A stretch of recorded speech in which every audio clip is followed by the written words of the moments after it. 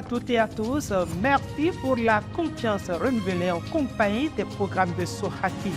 C'est l'heure du journal, dont voici les grandes articulations. Les élections générales de 2026 s'annoncent à grands pas. Les partis politiques s'affairent à mettre en ordre de bataille leur base. C'est le cas de l'Union progressiste Le Renouveau qui a réuni ses militants des sections de Soklobo en week-end.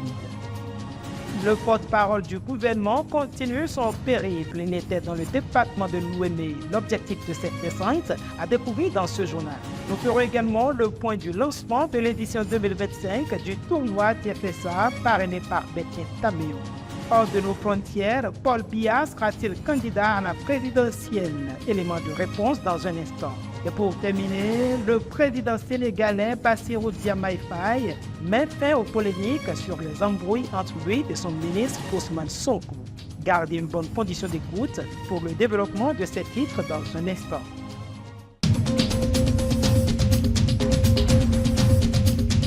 Fidèles téléspectateurs de Soha TV, à nouveau bonsoir. Nous ouvrons cette édition par la politique. Les militants de l'Union progressiste Le Renouveau des sous-sections de Soklobo, Awaya, Akofo-Djoule et Bafo ont tenu leur assemblée générale ce week-end à Soklobo. Cette rencontre statutaire vise à éclairer la lanterne des populations sur le code électoral et partager avec la base la stratégie de conquête du parti. Le ministre Gaston Dossoui et l'honorable député Nikes Fayon ont dévoilé la substance de leur communication lors de ces assises. Hier, nous avons travaillé à Dassa pour regrouper les arrondissements de Dassa 1, Dassa 2, Kéré et puis Léman. Ces 4 arrondissements sont essentiellement Idacha. Aujourd'hui, nous nous trouvons à Soklobo pour faire boucler la boucle par 3 autres arrondissements, à savoir Soklobo, Bafou-Awaya et puis Akofo-Djoule. Le message est le même. C'est quoi la réforme partisane?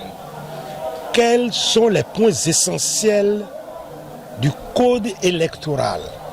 Et quelles sont les attitudes que les électeurs doivent avoir pour mieux participer pour une première fois à une élection générale, puis après à une élection présidentielle? Quels sont les enjeux? De toutes les façons, nous avons essayé de réhabiliter un peu dans leur tête les slogans des vieux temps, à savoir « c'est le peuple qui commande ». Le pouvoir est au peuple. Qu'est-ce que ça suppose? Ça suppose que la désignation des représentants au niveau des villages ne serait pas une question de cooptation, mais une question de choix diligent que les gens vont faire au niveau de nos cellules. La session de l'Union progressiste Le Renouveau de Dassa Zoumé, nous avons tenu le pari de respecter cet agenda politique de l'Union progressiste Le Renouveau. Et le week-end dernier, nous étions à Paouyan dans le cadre de l'Assemblée générale des sous-sessions de Paouyan, de Paouy et de Tré, et en même temps la rencontre avec les militants à la base. Hier, samedi 12 juillet, nous sommes allés au cœur de Dassa Zoumé, à Dassa Centre, pour la tenue de ces mêmes activités concernant les sous-sessions de Dassa 1, Dassa 2, de Kéré et de Léman. Aujourd'hui, nous sommes en train de boucler la série d'activités. Nous venons de boucler la série d'activités par Soklobo, Bafo et Akofo-Djoule. Pour conclure, c'est à notre grande satisfaction de constater la participation massive des militants à la base, des responsables à divers niveaux et d'avoir pu tenir des échanges interactifs fructueux et surtout en langue locale. À Sabalou et Bonté, l'ONG Racine mène des activités à fort impact. Dans l'optique de recevabilité de ces actions partenaires des écoles d'intervention et aux populations, l'ONG Racine organise un atelier de présentation des résultats de son plan de travail dans le cadre du projet SI, des activités menées dans la commune de Sabalou et de Bonté. Le responsable d'unité programme de cette organisation, Tobias Bagidi, présente les objectifs de cette rencontre. Il se prononce au micro de Antoine Adobobo. Nous sommes dans le terminus. Ça fait la 3e fois que nous faisons cet exercice. Chaque fin d'année, enfin, à la fin de chaque exercice technique, nous marquons une pause pour faire le bilan. Et nous vous demandons ce que vous avez comme recommandation pour que nous puissions les prendre en compte les phases suivantes. Là, on a fait ça déjà 2 fois, c'est la 3e fois qu'on est en train de faire. C'est un projet de 3 ans. Donc, nous, on est en train de terminer. Il faut maintenant croiser les bras pour qu'on espère que le projet soit renouvelé. Si nous avons eu ces résultats, c'est grâce à chacun de nous.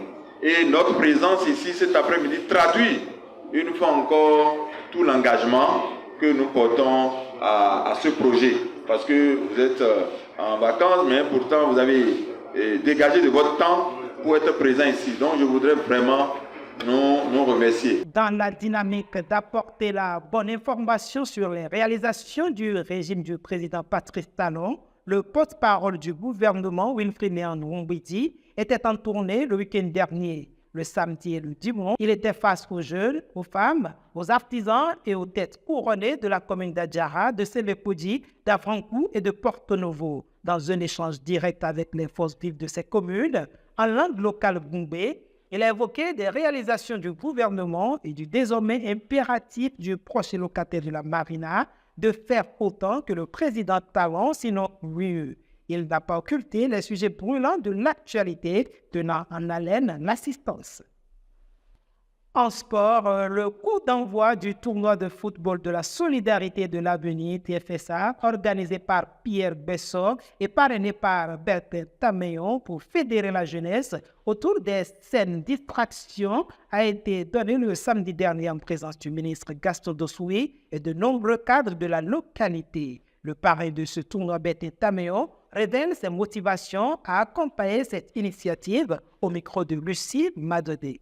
Je mène déjà des actions par rapport aux besoins de mes localités et la couche la plus importante concernée par ces actions, ce sont les jeunes.